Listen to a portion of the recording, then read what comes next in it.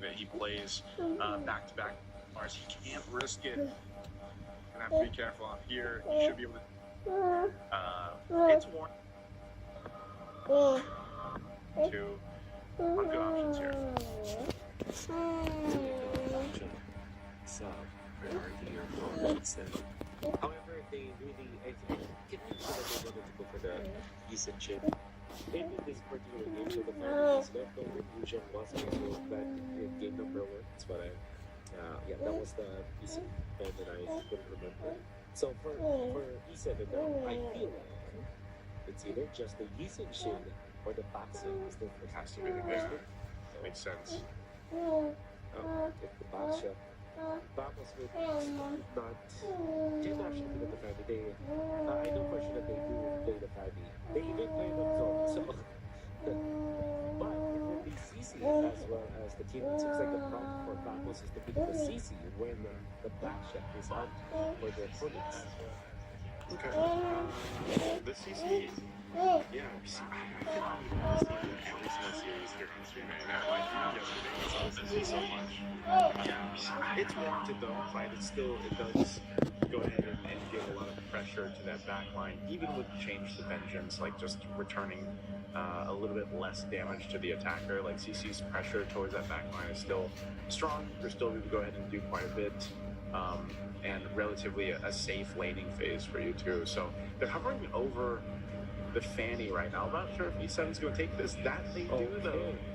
So what are we thinking here? Where's the boxer going? Is this going to be a boxer roam then? It's going to be a boxer roam now. It's way too early for them to reveal where Baksha will go from, but I think that they felt pressured as well because they know that the Fanny can be picked up as a red-green pick for Team Famos. That's why they picked it up. But again, this is a very honest draft coming out from E7. Fortunately for them, they don't have to worry so much about hope or long-range nukes like Farsa or Eve because the Famos squad have already picked up this Kimi. But that is the answer. One of the most classic answers to Kimi, that's going to be the Bandan. And Team Famos are very much happy to pick that up. I think this is a good answer overall because it's not that scared of the Baksha as well as the export. He can really defend up on his own. Very solid choice when it comes to Romero for Zorn. He knows that his mastery is actually pretty good with that hero. And like I said, it's a good answer to the Fanny. Yeah, we saw this yesterday, Wolf. You know, the Badang was the same answer for the Fanny that was picked up. I think it was actually Arrow 404 that played the Fanny, and it was Light that picked up the Badang yesterday. So, you know, essentially the same thing. It just kind of answers that, and you're able to go ahead and kind of control the Fanny a bit here. So, it's down to the same thing like I said in the previous game. It's like E7 with this kind of lineup that they have in the first pick. It's so crucial these last two picks when they build this out for the rest of the team comp. And now for their mid lane, it's not open now. The Farsa was banned out. You still have the option for a Jushin. We've seen basically those heroes for the most part, right? Kimi, Eve, Farsa, Jushin, the occasional Kagura that popped up yesterday. What else have we seen in the mid? There's also the Lunox. I think that's at least for our broadcast. Valentina was banned here. It was also picked up before. Yeah, but okay. So there is going to be the Hayabusa ban. Almost all of the valid junglers from the Assassin Rule has been banned out. Maybe the Joy could also be an option, but Vamos can shift this to well, they have shifted towards the Guinevere, which is a lot of stuns that can control this Fanny. But usually when you go for the Guinevere, you're looking for supplementary knockup. But of course, Badang as well as CC, they don't have that. Now, if you are E7, you're going to be looking for your mid lane as well as potentially your gold lane. So I think that they're left with just Jushin at this point. Or maybe something that they are willing to pick that up. I'm not sure if they are well versed in that hero, but The benefit of getting the Selena is you get extra leash. Sicilian could be a good hero. Has good scaling as well. You may need that. At Nathan, to go with the Fanny, a very greedy lineup coming up from E7. If they do pick this Sicilian up, this is going to be a super duper late game centric composition from E7. And Team Vamos can just shift this mode. What they can do right now, Naisu, is to pick up an early game gold lane, or an XP lane, maybe even a carry, even a Bruno, for example, or a fighter like a Lapu-Lapu. They will not have any kind of late game compared to E7 if they continue with this. But their early game is so strong that we might not reach the late game. Oof. Yeah, this is a little bit worrisome from E7. They went with the Boxer first pick, but then they go to Fanny. So, in a way, this could. It's not too often that you see the Boxer roam right now currently in the meta. I mean, he still does pop up here and there, but not as much. And maybe that was a swerve there. We're going for it, but this is also a composition that if your Fanny gets shut down by this composition that we see here, especially Zorn and Padang, the problem is you lose such a big component of your damage profile in the early game, you know, and you're going to be forced to just sit in the side lanes and push out those waves if you can here. So quite an interesting draft, to say the least, from E7 for a potentially their last game here, as if they get swept, once again, they are going to be out of the games of the future for MLBB here. This is their chance to get to a game 3, and we'll see if this composition gets them there. It's going to be up to how they rotate with the Fanny. When it comes to the composition of Team Vamos, don't be surprised. I think this might be a trend. Maybe teams don't like traditional marksmen,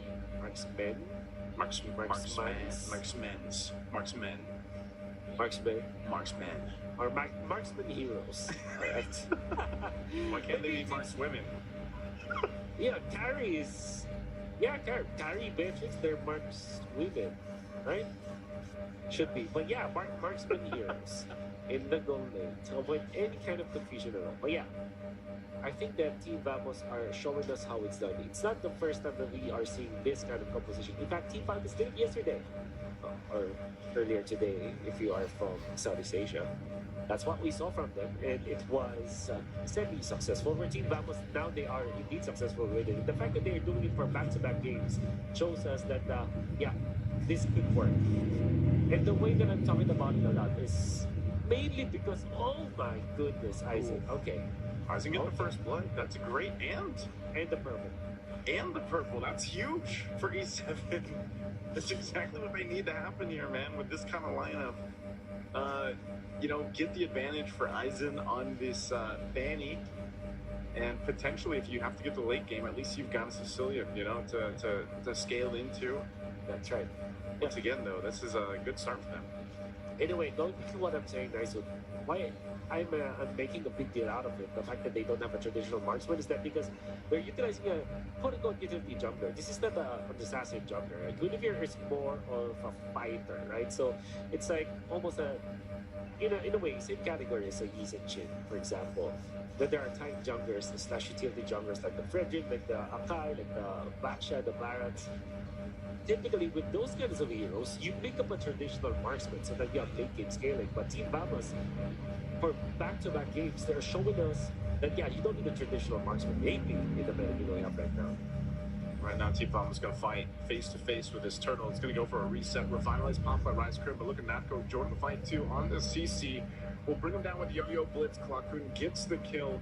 And now Natko will continue to put pressure on Nanos, forcing him to the turret. Rago Armor's going to be popping alpha. He has to flicker defensively too, just to get to the turret, to stay alive. And Team Vamos, they fought for this turtle, and they will get it as Arrow 404 claims the turtle and is making his way for his own purple buff to take. He's still got the retribution, so they're going to have to fight for it. Flying Clouds bringing him back. Rise Crib knows the fight. This is the fight in the jungle. Do they want this? Violent Requiem already going to use as Aizen falls, and Rise Crim's going to be next. They find 3 kills all on this side of the map, potentially a 4th, and Arrow 404 is still alive. And the only consolation prize that Speedy able to get a whole turret down the bottom lane, including the other turret in the shields. E7, unfortunately, they were already winning, and I think that if they had given up that turret after losing Rice Cream, it would have been better for them because they could have pushed or maybe went or somewhere else. But because of that, Aizen had a serious case of the dying clouds once again as he was taken out by Error 404. All right, now too, they already know the flicker was used. Nanos trying to get away. He does survive using the Bath's Feast, but this is the pressure. This is the shift that we see Team Vamos do. Once they get any type of lead, they don't let up. Potentially Zorn looking for a play. He's going to have flicker in a couple seconds here, so we'll see what he decides to do. Up here on top, they're going to go for Siska. Siska flickers out. Should be fine against this attempt from E7. Okay for now. All of a sudden, Team Vamos have built 1,000 gold lead over their opposition. Still plenty of gold for the Nathan though. That's a 3,000 gold he was able to collect early stages. And this is really what E7 is banking on, this Nathan to go late. Fortunately, Rice Creamer will be taken out once again. That's the rover for E7. Surely E7 are not happy with that, but not too sad about it either. It's going to be up to how they can protect this Nathan up top. Oh, so close. Speedy. Oh, Zorn sees it, the kill in sight, but those... Oh, he actually still gets it with a fist wind. Despite being thrown around with the claws, and they repaid Nanos for thinking they could take out Zorn. Another falling up here on the top side for E7. Aizen looking to clean up a kill potentially if he can, but no one is low enough for Aizen to take the turtle for the taking here. Team Vamos, after a victory up top, will now go ahead and take another objective, furthering the gold lead. They've built themselves under the 6-minute mark.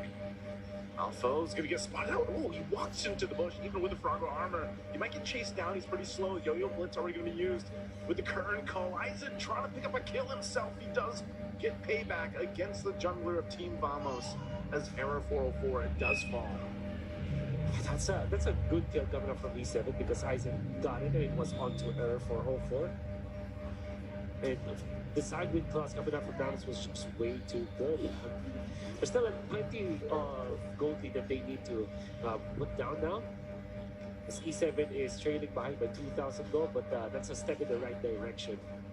I still have to say that the way for them to win this is to protect Speedy at all costs. Yeah, let Speedy scale up, and Nanos to an extent. Oh, right?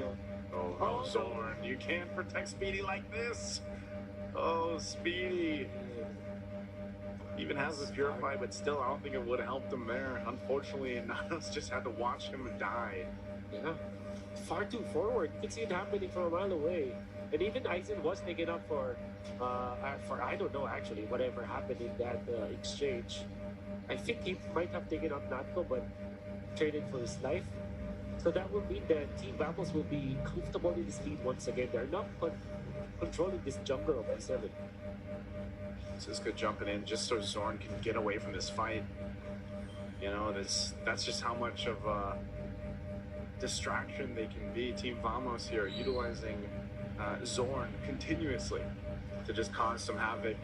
They're not even massively ahead, like that's the thing, but it just seems like these team fights aren't going in favor of E7 at all, and most of them aren't even team fights. It's just Team Vamos actually getting a better rotation, a better position on one of the side lanes especially, or in their side of the jungle, and getting a kill and disengaging, you know? So it's, you can take a look here, how things are panning out. Aizen isn't behind, you know, he's actually slightly ahead of Arrow 404, but he's just having a hard time getting into these positions for the objectives, right? He might be able to pick up a kill, and maybe that's what they can lean on here as they give up this last turtle of the game over to Team Vamos to take pretty much freely. Super free. Speaking of, we're looking just at the items right now. The fact that there is already a Thunder Belt for Zorn is he's building up for an Oracle. That will be a big problem for E7 eventually because His Badan will continuously cycle through his spells and combos that he's able to just push back, knock back everyone from E7, and eventually control this Fanny. This Fanny will be facing a lot of problems later on. And the fact that there's a lot of stuns to couple that up with your team Vamos, you have the Guinevere, you have the Lapu-Lapu as well, so whoever Zord catches, there will always be a follow-up. Ice Cream pretty tanky here, but it's three, make it four members of Team Vamos going for him. Even with the Revitalize, he's going to be gone. Eisen in trouble too, quite low, has to cable on out. The last Insanity going to be used just to keep Team Vamos from going forward, but a Spatial Migration will be able to catch Alpha. And once again, a Team Vamos choosing their fights. Even Eisen sees some low health bars, he can't risk it. Gonna have to be careful on here. He should be able to just cable on through. Could be in trouble though. This break being thrown out. Eisen still 1 HP. Oh, Natko will pick him up with a yo-yo blitz. E7 falling apart here on the top lane. Even further, Rise Crim taking a couple punches from Zorn.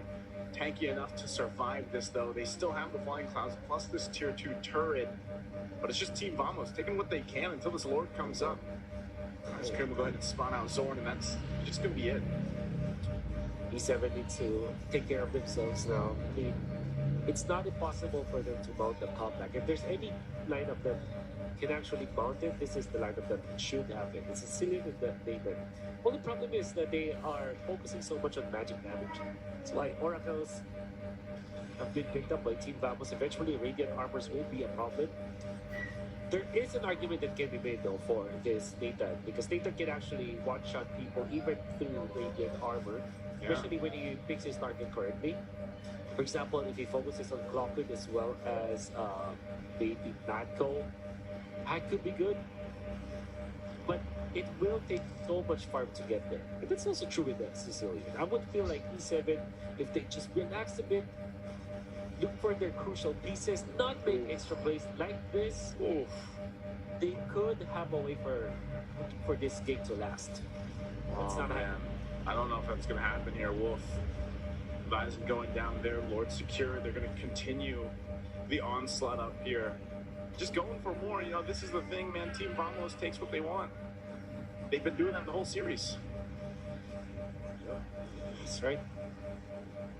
It kind of feels like Team Vamos are just styling on E7 right now with this composition. No traditional marksman, it would couple with a fighter jungler. Team Vamos are showing us how it's done to the meta that we have. I'm not sure if this is if this is going to be a trend. Maybe if we get to see more of this in great success in the upper bracket matches that we'll have later on, maybe we can say that no traditional marksman kind of comps would be good, but we'll see. Still working for him. Rise Crim's gonna pop that Revitalize, but he's just gonna be knocked into the air again.